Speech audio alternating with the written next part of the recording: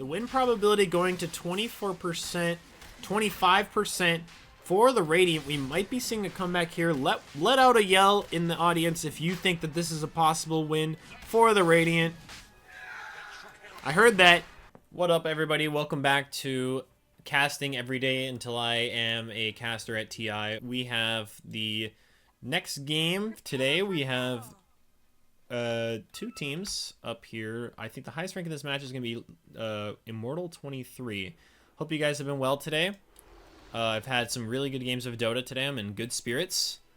I've won 2 double down matches and then 1 non-double down match, so I'm feeling good. Let's see what we got here. We got a smoke going off right away. It's going to reveal on the clockwork. So we got Bat Rider stuck in the cogs. Going to break. First last hits of the game are going to be by CK, which people don't know. It doesn't actually give you XP, but he did get 19 gold. That could be the difference in the match.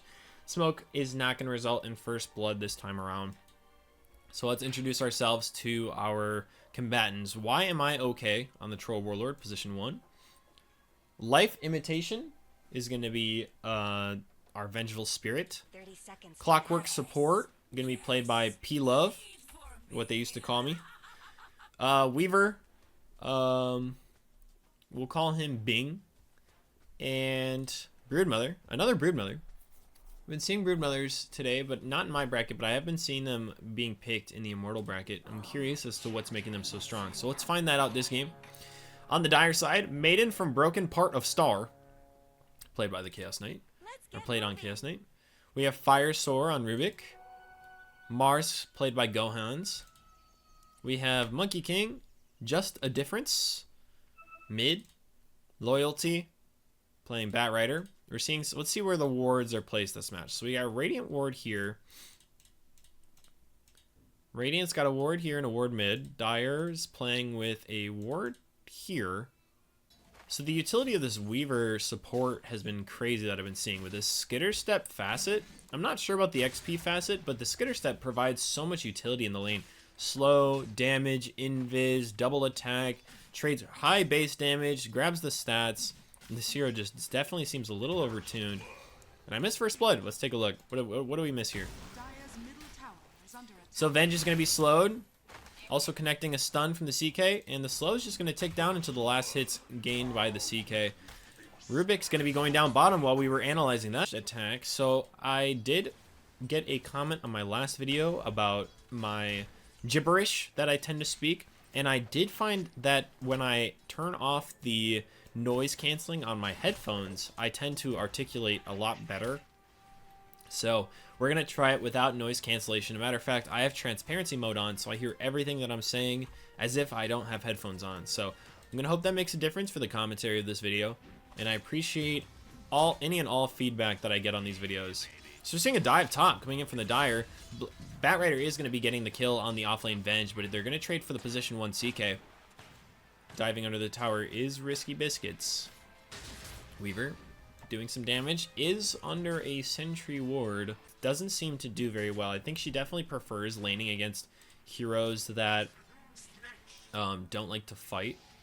She does not know that there's also a sentry here, so his ward is actually barely just going to get dewarded. Doesn't scout this one, gets scouted by this one. That's such an unfortunate sentry by the Weaver. Mid lane, let's take a look at our stats. So we have Broodmother is going to be just behind the Monkey King by 5. That does add up to a lot, especially when Broodmother's low on health. He's going to need some regen, so whatever gold he is getting, he might have to spend it on regen. Start to fall behind here, but bottom lane, while I was looking away, looks like the Dire side may have bit off a little bit more than they can chew. Rubik going to try to attempt to get away with his life, but he misses the attack on the bug. Mars desperate to get out of this situation.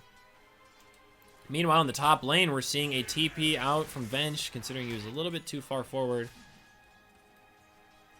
Does not die to the Dire, but is going to lose out on more XP. They're going to get the kill on the Mars for nothing.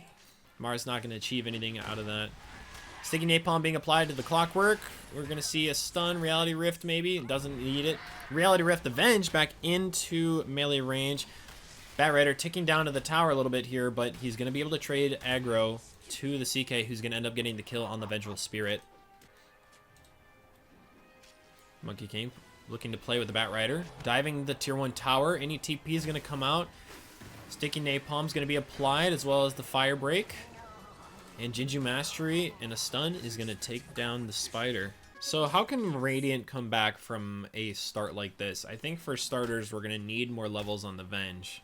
As soon as Venge can come online, the sooner that these supports aren't allowed to roam so freely. So as you can see, since the Venge can't put down a lot of pressure, he's immediately going to be scouted by the Bat Rider, who knows he's going for some XP.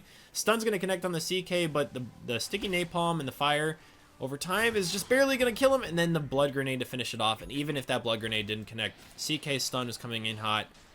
Bottom lane, we do have a Troll Warlord a little bit low, but we're going to see some rotations. We have the dire side mid, Monkey King, showing his face in the bottom lane, hoping to secure a kill.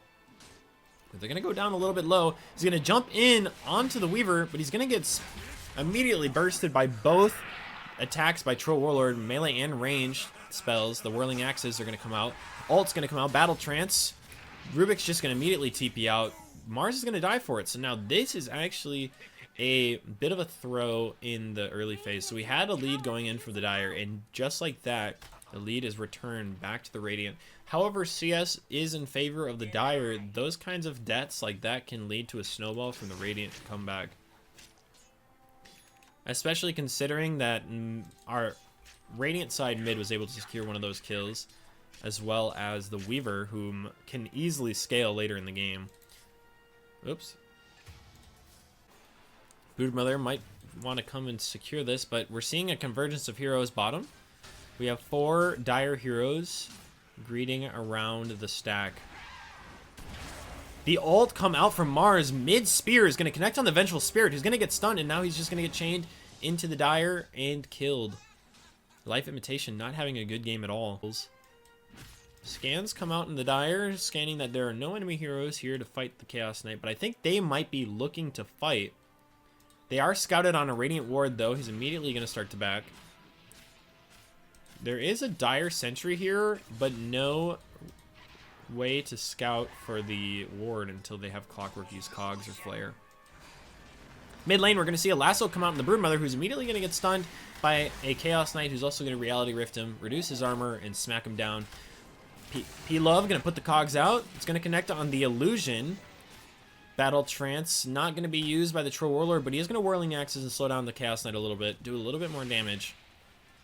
We're going to see a 1-for-1 for both mid lane heroes in this fight. No arena just yet, but we do have Swap coming in on the Spear of Mars. Going to narrowly miss the trees. The Swap's going to come in and give him a little bit of a shield. He's going to stun the Monkey King, hopefully to stop the Jinju Mastery, but he's just going to get stunned. We're seeing an 0-6 on the Vengeful Spirit, as the chatters in the spectator lobby are mentioning.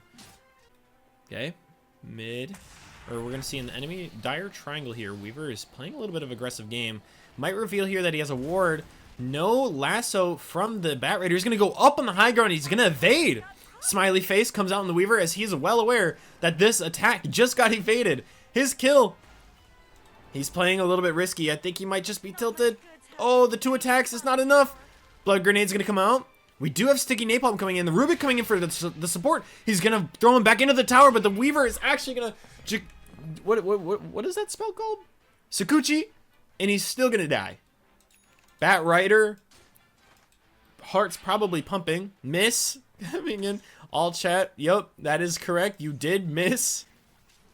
That is a skill issue. Top of the net worth, we're going to see Chaos Knight.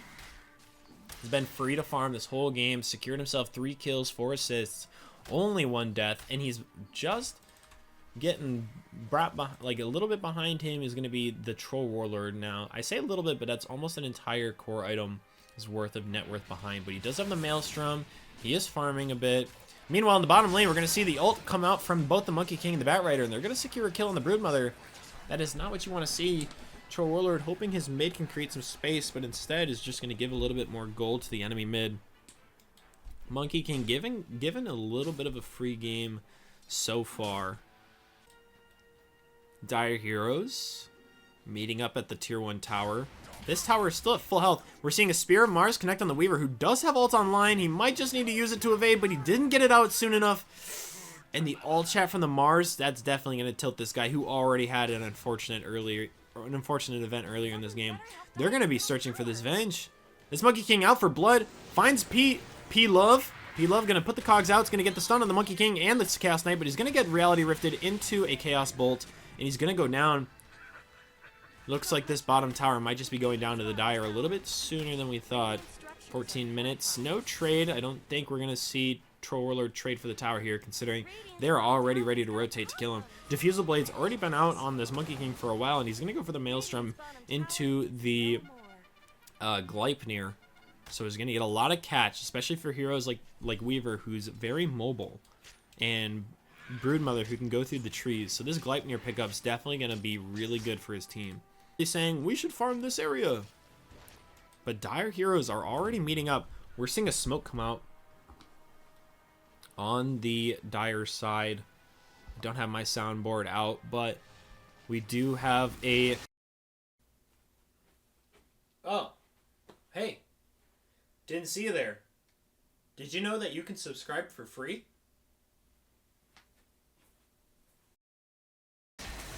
Monkey King gonna get his tree broken. He's gonna go for the stun. He's gonna get stunned. Ginger Mastery not quite gonna connect. He's gonna go down to the Clockwork. Hook shot's gonna keep him stunned. Last hit's gonna be by the Broodmother. P-Love looking for just a little bit of farm. He knows he's farming out of the safe zone, which is good. You don't want to be farming the safe zone. You want your cores farming the safe zone. And he's nearly gonna escape. He's gonna get pinged out by the Mars, but the Mars is gonna find the Vengeful Spirit. The Arena of Mars with the spear is going to connect. Swap's going to come out from the Venge, give him a little bit more shield, but he's not going to survive this one either.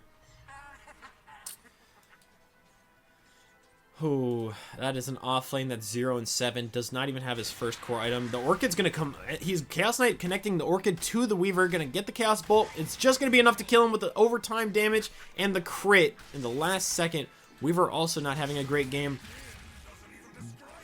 What is his name? SD, found in his own jungle, or in the enemy jungle. I want to see a comeback from the Radiant here. I definitely think it's possible. Excuse me. Hookshot not going to connect to the CK. The Troll Warlord Battle Trance is going to go onto the Chaos Knight, and his health is going to be depleted. The Spirit Vessel is not going to allow him to heal, but he does have the Armlet toggle.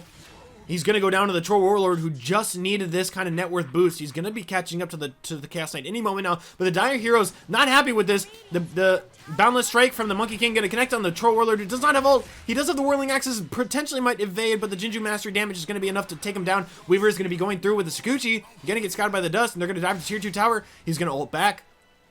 Scouted by the Bat Rider, the Flame breaks, going to keep him down. Going to get slowed into a lasso.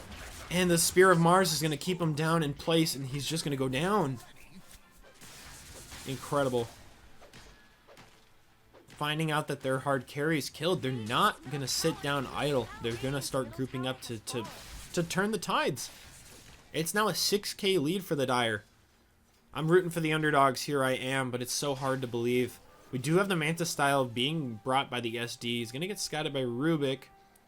Scan from the Radiant. Not gonna achieve anything here. But he is gonna see him under some sort of vision. And the Rubik's gonna go down. A little bit of a feed, but also at the same time, his offlaner is gonna go down to 0 and 9. No! Venge, come on. Take a look here. Monkey King scouting the Weaver on this ward. I'm not sure if he's aware that there's 4 enemy heroes here. We have the Chaos Knight ult coming in. The Power Cogs, not gonna connect on anybody. Reality Rift's going to connect on 3. The Monkey King ult's going to go down on 2. We have Troll Warlord caught in the ult, and the Weaver also caught in the ult. Troll Warlord's going to get stunned and slowed, and he's going to go down. The Flaming Lasso on the Vengeful Spirit, going to get Reality Rifted and smacked down from Maiden from the Broken of Star. SD hoping to escape. We got the Yules from the Mars already. Is going to be keeping him locked down. Not going to give him enough time to run away. Radiant heroes gathering around the Tier 2. The Mars is... The Clockwork ult's going to miss, but the Whirling Axes going out. The Battle Trance is going to chase the Rubik. Shikuchi away. Mars is going to get caught by the stun from the Vengeful Spirit, and he's going to go down. Chaos Knight being chased. Spirit Vessel's going to go down. Boundless Strike on 1. Gleipnir on 4. SD going in. The fucking spawn spiderlings. Not going to be enough to bring him down. Not going to be able to toggle that one out. But we do see a triple kill from the Broodmother. Oh, let's take a look at the graphs now. Yeah, baby. They just gained a 10%. They just gained a 10%. I'm a believer. Let one out, chat, if you can hear it. If you hear our believer, the win probability going to 24%, 25% for the Radiant. We might be seeing a comeback here. Let out a yell in the audience if you think that this is a possible win for the Radiant. I heard that. Dire Heroes converging on top. We do see the Flame Break going out on the Weaver. We're going to see a Spear of Mars connect on him as well. And he's going to go down. If there's anybody in this game that I think is tilted, it might be Weaver. Fresh on a tail. P-Love going to get hit by the Spear of Mars with the Shard. And the damage over time for the fire is going to... Orchid's going to come out for the CK. The Reality Rift is going to pull him in, and he's going to get smacked. Monkey King farming on the opposite side of the map. His team is letting him know that they're on their way. He might just scout somebody here, or he's going to get scouted on the vision from the creeps. Did see the Broodmother, but his Gleipnir is going to go out on the Vengeful Spirit instead. The Spear of Mars is going to connect. The Shield Crash, or whatever it's called, is going to go out. The Slow's going to win. He's going to immediately get Orchided when he's dead in the ghost, and he's just going to stand there and take it. Oh, no. The win probability went all the way back down to 9. And the Courier? Come on, man. Come on. He's already dead. The Radiant can't even leave their base. Let's take a look at the fog. This is what the Radiant's looking at. Just seeing the Monkey King coming out of the darkness. Weaver, can you get out? He's going to go this way. He's going to get scouted by the dust. But the Mars, the jump scare. Eul's is going to come out. The pickup, levitation, telekinesis. Radiant, this is the only vision they have on the map. Dire. Oh, they see the enemy. As a matter of fact, Chaos Knight's already in there. The swap's going to come in from the P-Love. He's going to swap P-Love out, but he's going to put himself back in. No, it's 0 and 12. At this point, I would have already suggested that maybe P-Love become the next offlaner. And he's going to go down as a support. The swap's not going to be enough. Spear of Mars is going to connect on the Clockwork in the arena. He's going to go down at the tier 5s. Or tier 4s. Troll Warlord just dying off camera. Nobody likes an off-camera death. I wasn't even ready for it. I didn't even see his health go down. He died so fast. SD. Looking out for vengeance. Rubik. Fire Shore. Going to come in. He's going to auto-attack the tower. He's going to lift him up, but he's going to use himself. He's going to get Reality Rifted on the SD. Chaos Bolt's going to connect, but he has BKB online. Bat Rider chasing in the trees with the Firefly. Swap's going to come in on the Chaos Knight. He's going to go in. He's going to get telekinesis on the Vengeful Spirit. He's going to go down into a illusion form. The Weaver, I don't even know what to say here. We're just getting annihilated hero after hero. Flame Break. Gonna go out. Firefly. Flaming Lasso's gonna grab SD. He's gonna get pulled down to the low ground and just squashed. They're just getting picked. The Radiant is never gonna be 5 heroes unless Broodmother buys back right now, because chances are, whenever they get their abilities back online, they're just gonna go in for a thing. Mars blinks in, misses the Spear of Mars, but the Chaos Knight Reality Rift is gonna pull Clockwork out of position, and they're just gonna kill him. Now they're down 3 versus 5. What do? Troll War, nothing left to do but to send some illusions to D-Ward and maybe do some damage, but it's barely even a tickle. So we're gonna see the Weaver go on. He's got his Force Staff coming up soon. I'm not sure how much it's gonna affect the game so much, but he's gonna go out for farm, and he's immediately gonna be found by the Monkey King. He's gonna get him with the Gleipnir, the Bash. Jinju Mastery is gonna give him a little bit more damage. Doesn't have a reveal for him, but he can kind of read where he's going. Did potentially see him. Weaver tries to break the trees with the Light Collector, misses the swarm, and is gonna get chased down. The Jinju Mastery Boundless Strike crit is going to do so much damage, and he's also going to get killed. That's what you get for picking 2 bugs on the same team. Arena of Mars is going to come out. Doesn't even need to follow it up with a spear, because he's just going to get Reality Rifted to hell and back. I was really hoping to see come back, but they messed up just a few too many times here. Now, thank you guys for watching. I know I've previously... I know I've previously skipped stomps, but before that was like a 4 and 12. This one did have comeback potential, so I'm going to leave this one in the video, and I'm going to edit this one down for you guys. There wasn't much to analyze in this game. Now, clearly it was a stomp with some comeback. It's going to be it for today's casting video. I know it's a lot shorter than the ones you might be used to, but I do have got a lot of things to do today, so honestly, having a shorter game was a little bit beneficial for me today, and I've got some plans for you guys this week. We're going to start the first episode of my Dota podcast. I know if you're sticking around to the end of the video, you get a sneak peek at my Dota podcast. So do stick around for later this week. I have some art that I'm getting commissioned, and as soon as that art's going to be commissioned, I'm going to have that video recorded, and I'm going to have it edited for you guys. Hopefully by the end of this week. Should be done by Friday, and I appreciate you guys. Thank you for the feedback on my videos. You guys have been great. I'm going to feature the comment of the day during the video, so if you want to be featured in future videos, do leave a comment. Like the video. Excuse me. Like the video if you liked it. Dislike it if you disliked it. Regardless, I will see you guys on the flip side. Bye-bye. So if you're ever curious why I have such green screen troubles, the reality is that I actually have I don't have like a lighting fixture for my green screen, so as you can see, if I come near the green screen to get into frame, I actually create a shadow over my existing light that I shine on the green screen. So it looks fine when I'm up close for you guys here, but when I go near it to like record the subscribe please, this is what you guys see. So I might be able to fix this in post, but if you guys are seeing this raw, this is my latest attempt at fixing the green screen. Now, honestly, it's a lot better than it was before, but so little insider for you guys.